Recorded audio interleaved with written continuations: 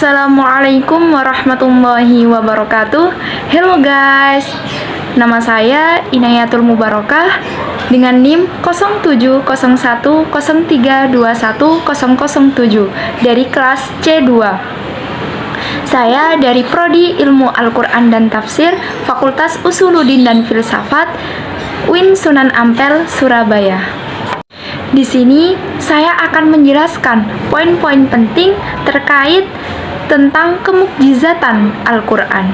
Yang pertama yang harus kita ketahui adalah apa yang dimaksud dengan i'jaz. Kata i'jaz adalah isim masdar dari a'jaza yu'jizu i'jazan yang berarti melemahkan atau menjadikan tidak mampu. Sedangkan secara istilah, i'jaz adalah sesuatu yang luar biasa yang diperlihatkan Allah melalui para nabi dan rasulnya sebagai bukti kebenaran kenabiannya.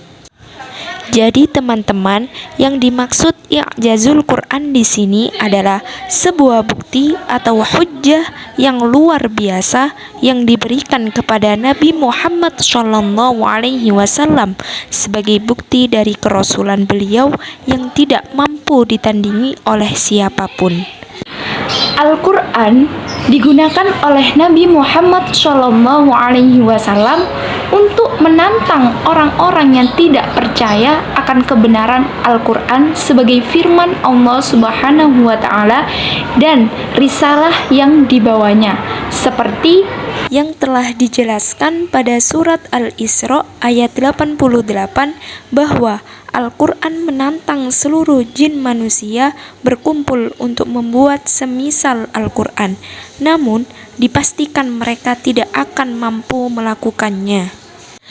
Begitu juga pada surat Hud ayat 13 bahwa Al-Quran menantang mereka untuk membuat 10 surat Al-Quran.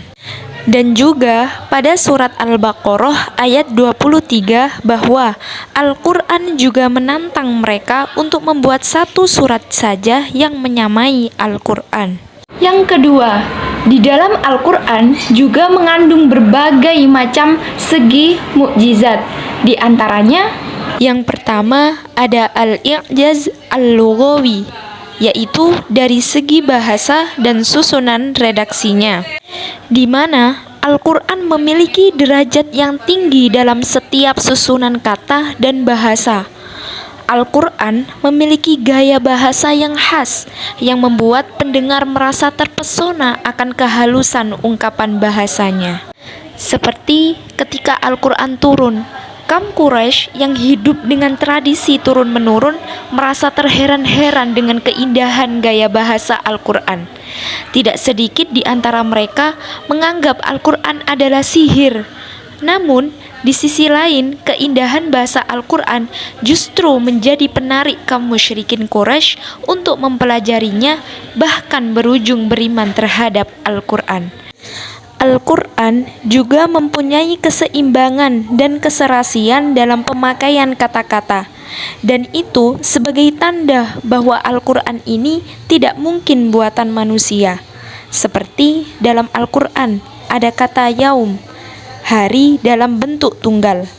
Nah, di dalam Al-Quran kata al-yaum ini diulang sebanyak 365 kali, dan itu setara dengan jumlah hari dalam setahun. Yang kedua, dari segi hukum-hukum ilahi, Al-Quran adalah penyempurna kitab-kitab terdahulu.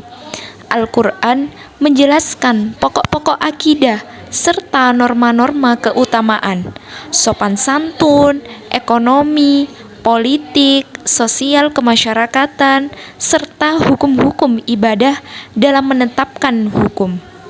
Dan segala hukum itu tersedia di dalam Al-Quran.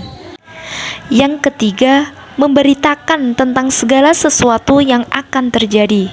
Contohnya dalam Al-Quran surat Yunus ayat 92. Ayat tersebut menegaskan bahwa jasad Fir'aun akan menjadi utuh, dan itu untuk menjadi pelajaran bagi generasi selanjutnya. Dan pada tanggal 8 Juli 1908, seorang ilmuwan bernama Eliot mendapat izin dari pemerintah Mesir untuk membuka kain-kain yang membalut tubuh Fir'aun.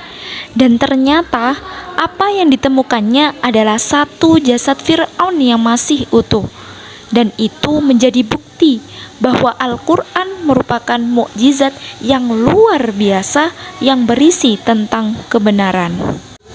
Yang keempat, adanya isyarat-isyarat ilmu pengetahuan yang dijelaskan secara rinci dalam Al-Quran.